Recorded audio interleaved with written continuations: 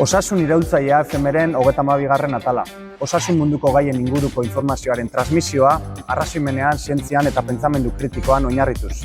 Kaixo, Alex Arrate Zelaia naiz, dietista eta divulgatzaile zientifikoa, eta ongi etorri Osasun iraultzailea FMren 32. atalera. Gaurko atalean, hilabeteroko zitari hutsik egin gabe, beste gonbidatu berezi batekin gatoz. Olatz Arrizabalagarekin hain zuzen ere. Olatz pilotari profesionala eta entrenatzailea da.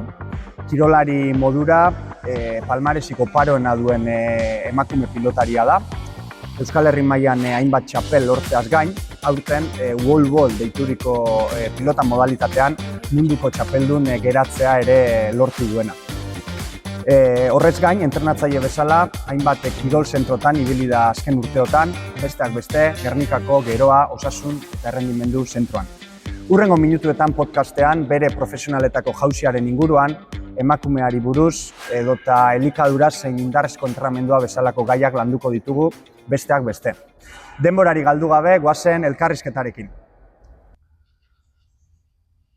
Olatz Arrizabalaga, ongi etorri podcastera. Bai, eskerrik asko. Zer moduz? Ondo, nik uste ja lasaize hau, ja partiu gogorretako epoki amaitzu da, osake ja lasai da helburu berriz ere behire.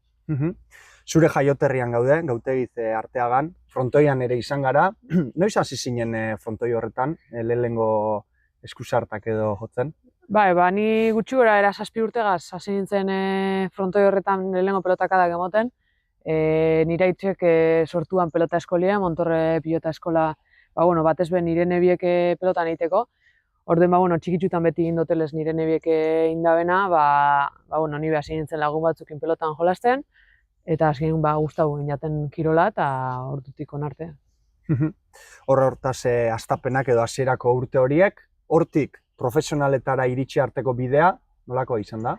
Gora beratxuk egon diz, azkenien esadoten 7 urtea da zen nintzen pelotan, eta 4 urtera bitartien egon nintzen, mutikin jolasten, konpetitzen, Bizkaiko txapelketak jolasten, baina 4 urtegaz heldu zen puntu bat, ez hostiela erabaki behar nebala, azkenien Bizkaian ni eta beste neska bakarrik geunden, eta edade horretan ez egon neskan txapelketarik, mutilea beste inderba zeukaten.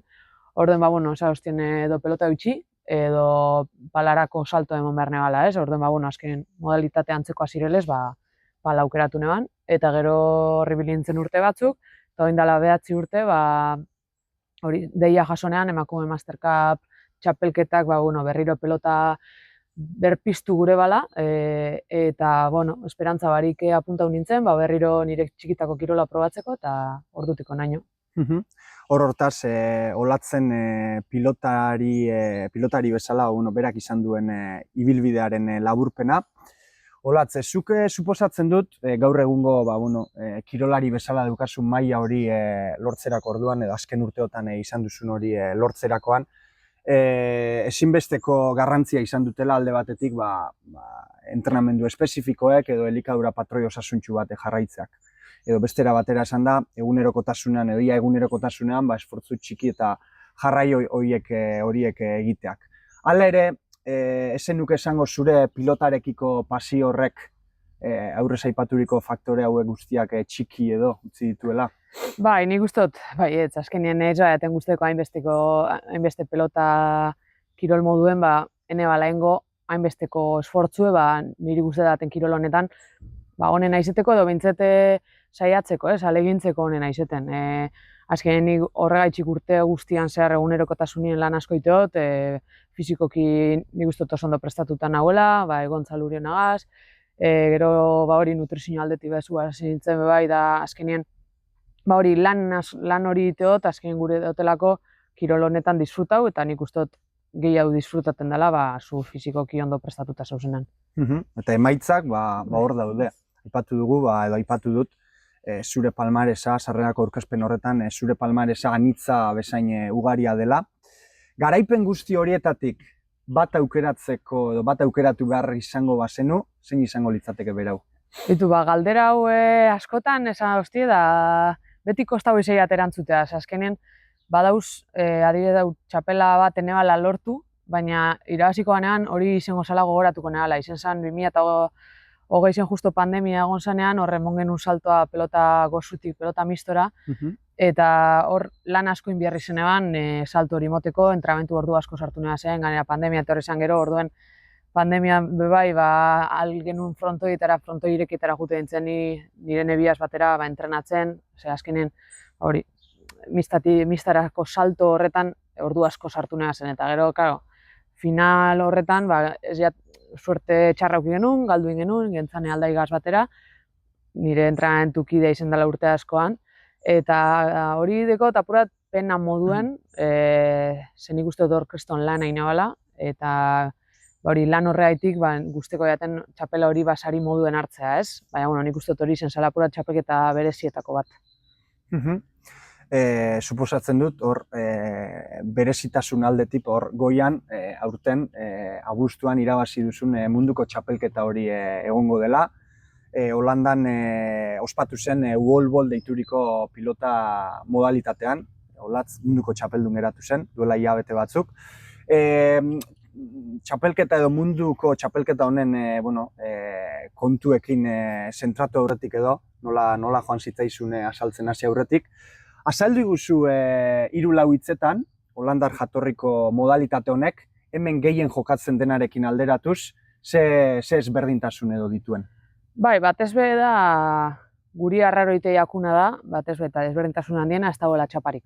Gu hemen edozein euskal modalitatetan, ohituta gauz beti txapa batekin jolastera, eta hor ez dago txaparik. Orduen da, horma bat bakarrik, 6 metroko zabalera dekona horma eta 5 metroko luzera, altura, eta txapa gari jolasten da, eta fronten izan zeko lako pelota hori batekin, da eskutzik. Orduen da, pelotan antzekoa, orduen pelotan ondo gabizinok, nahiko ondo moldatzen gara modalitate horretara, baina azkenen ez gauz ohituta txapa gari jolastera. Eta mundialean zentratuz, zer nolako esperientzia izan zen? Mundialan, kriston esperientzia izan zen. Egia da nik modalitate honetan enabiela urte asko jolasten. Azkenengo 2 urteetan, batez be azkenengo urte honetan, ja serioago hartzen hasi naz. Beste urte batzutan Europako txapelketa jokatzea tokau jat, hor Europan txapeldun gelitu ginen minaka, baina buruz-buru honino eneban lortu ezer berezirik ez, eta urton nire helburu moduan jarri nahan, buruz-buruko gure neban alba da finalera aldu, eta irabazi, ez neban espero irabaztea, baina irabazi alba zan hobeto, eta buru belarri prestatu nintzen udan, bai fizikoki, entrenamentu asko ineba zen, ordu asko sartu neba zen, eta nire helburua bazan hau irabaztea, eta orden niretzako azkenien lehen hain serio ez neban hartzen modalitate bat, eta urton ja serio hartuta, bintzet bere frutuek eman deuz entrenamentu ordu guzti horrek. Eta aurten serio hartu duzula kontutan hartuz, non esango zenuke duela olatzek kirol maila altuagoa? Holandar jatorrikoan, ala hemengoan? Nik uste dut hemengoan. Oraindik wall-ballean asko dekotik esteko, hor azkenean nik uste dut fizikoki oso ondo prestatuta nahuela eta horrek emostela aurrezko domina hori, baina oraindik teknikoki asko dekotik esteko, ordu asko sartzeko, eta nik pelotan azkenean ordu asko sartu dutez, txikitatik, urte guztian zehar ordu asko sartze dutez, eta oso exigentean az nire buruagaz bai gure pelotako modalidadean. Orden nik uste dut oraingoz behintzat, frontoian hobean azela wall-ballean baino. Jarraian olatz, emakumearen papera aztertuko dugu kirol munduan. Azkenengo urteetan, esango nuke, bereziki frontoiko kiroletan, emakume pilotaria jasotzen ari den babes hori gero eta handiagoa dela, ez? Azkenean gero eta txapelketa gehiago jokatzen ari zarete, zuen emanaldi horiek ere telebistan, komunikabide ezberdinetan gero eta gehiago botatzen ari dira. Nolabait esatearren, esango nuke emakume pilotaria, emakume pilotariaren kirol hori aste nabarmen batean murgildua dagoela. Etorkizunerantz begira baina, ze bide edo ze evoluzio hartuko duela uste duzu edo itxaropentsu agertzen zara honek izan dezakeen jarraipenaren inguruan? Bai, itxaropentsu beti. Azkenean egize da, lehenengo urteetan ikustu batez be gorakada oso handia izan zela, ez? Azkenean 0-tik gento zen, Eta batean telebistan agertzera, partidu asko ukitzera, azkenean ez genuen espero ukiko genuen hori entzute hori ez, azkenean ETBk lana asko eman, ETB gure ganiko hori apostu eman, eta horrek gu oso eskertuta gauz beti, ze ETB barik, bizibilidade barik, gu ez ginen ontxe gauzen lekuen egongo ez. Eta nik uste dut lortu duguna izan dela, boom hori mantentzea. Azken normalean gorakada horregaz, gero askotan berakada betorten da. Baina lortu duguna izan dela mantentzea, eta nik uste dut apurken orain gorakada izugarriz izen bierrien, ontxe apurken goazela gorantza. Egize da, oin ikuste dutena dela, behar duguna da releboa. Adibidez, neska gehiago behar diz. Egiza lortzen gabizela, gero eta neska gehiago dauzela pelotan apuntatzen, zelen zuzenean palara jute ziren. Aukera edeki ez, oin neskak, nik enaban auki nire adinean, oraindik behar dugun jente gehiago. Neska gehiago, frontoiara sartzen dizenak eta frontoian gelditzen dizenak. Orden nik uste dut lanak ondo egiten gauz, baina oraindik lan gehiago egin behar da, eta nino bideo luzi dela nik uste dut. Hortaz, olatzen iritzi hori, urrengo urtei begira, honek izan dezakeen jarraipenaren ingurukoa. Gorakada horretan aipatu duzu, gero eta parte hartze altuago bat edo dagoela emakumearen partetik pilotan, eta suposatzen dut zuke txapelketa hauetan ere exigentzia maila altuago bat nabarituko zenuela azken urteotan. Zure kirol mailan zentratuz, esango zenuke gaur egungoa duela 6-8 urtekoa edo hor txapelak irabazten hasi zineneko horrekin alderatuz, aurtengoa edo azken urteotakoa goitik egongo litzatekela? Nik uste dut aurton nire mailarik onenean banauela. Oindala 9 urte lehenengo Mastercupeko finala ikusita, oingo olatzek esteko zer ikusirik. Ontxe beste maila baten hau, bai fizikoki, bai teknikoki, ordu asko sartuteko pertsonenaz, azkenen oso exigentenaz nire buruaz, orden beti, nire helburua beti da pasan urtean, baina hobeto jolastea. Zoze hortan hobetzea, edo helburu nik urtean zehar, beti finkatzot helburu bat, eta hobetu behar dut, gantxoa hobetuko, eta horretan zentrauko naz urte honetan. Orduen, ez teko zer ikusirik, emakumeen pelota generaldien azken urteetan asko hasi da joko maila aldetik bai. Eta hobekuntza horretan, zure aipaturiko gorakada horretan, indarrezko entrenamenduak edo elikadura patroi osasuntsu bat jarraitzeak zer nolako garrantzia izan dutela esango zenuke? Nik uste dut horri egon zala azkenean aldaketa ez. Lehenengo urteetan pelotan, hori dela berriro berpiztu zenean pelota, egiza pelotaz bakarrik entrenatzena, frontoian, eta ondo ibiltzen nintzen, baina ja elite maila batera heltze zarenean, ja ez da nahikoa pelotan ona izateagaz. Ja fizikoki partiduek eragin asko ukiten da, partidu gero eta gogorra badiz, exigentzia gero eta handiagoa da, orden ja fizikoki ondo prestatu eta egon behar da, gero partidu askorekin ibiltzen gara bai, orden elikadurak kriston garrantzia deko errekuperaziorako orduen, edo partidura zelan heltze zaren momentu horretan, eta ontsen ikusten 28 urteaz, azkenean lanketa hori iteot partiduetan, txapelketa aurretik, eta inoz baino hobeto sentitzen az kantxa barruen, eta hori atzeko lan guzti horreri esker da.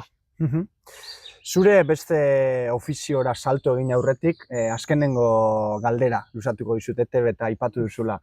Esatari lanetan ere ikusi zaitugu, Elena Azpeitia eta hauekin, zer nolako esperientzia izaten ari da, berau?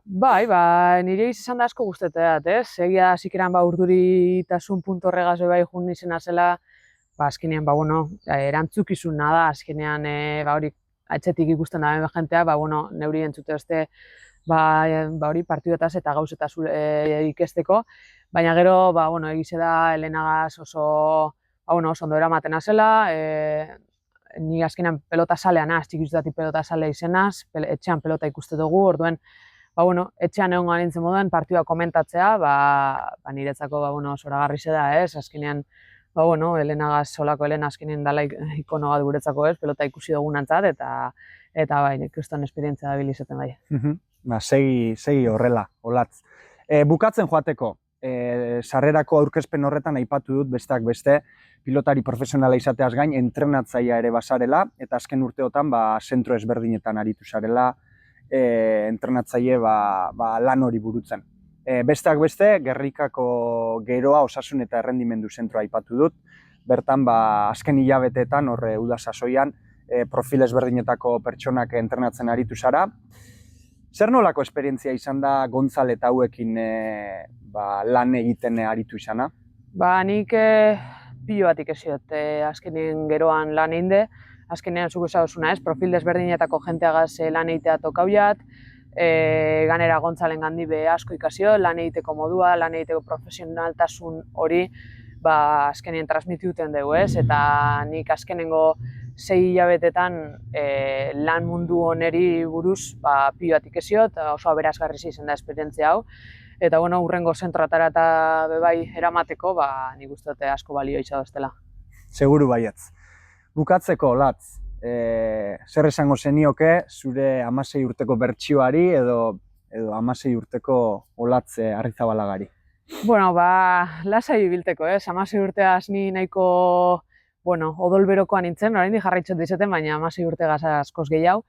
Lasai hartzeko azkenean lan egiteko zeukiteko arazorik, azkenean lanak benetan emoten daben, frutuek emoten da esenien emoten daben postasune izugarri zedala eta disfrutetako pelotietaz, ez? Azkenean azken urteetan hori izen da batez be irakasgairi garrantzitsuna, disfrutetia kirolataz, hori da benetan guztetakun kirola, ni txikitsudatik guzti izadatena, eta kirolataz disfrutagon bidala, eta holan etorten dizela benetako irabazizek. Mila esker, Olatz, gurean izatearren, eta hurrengo arte ondo segi. Eskerrik asko zueri. Eta hau esan da bukatutzat emango dugu Osasun Iraultzailea FM-ren 32. atala. Mila esker entzuteagatik eta mese bezala podcast hau partekatzea eskatuko dizuet, emandako informazio guztia erabilgarria eta lagungarria izango zaiela uste duzuen pertsona guztiekin. Horrez gain Spotify ebaluazio bat utziko bazenigukete, asko eskertuko genuke. Hurrengo atalan izango dugu elkarren berri, bitartean ondo segi.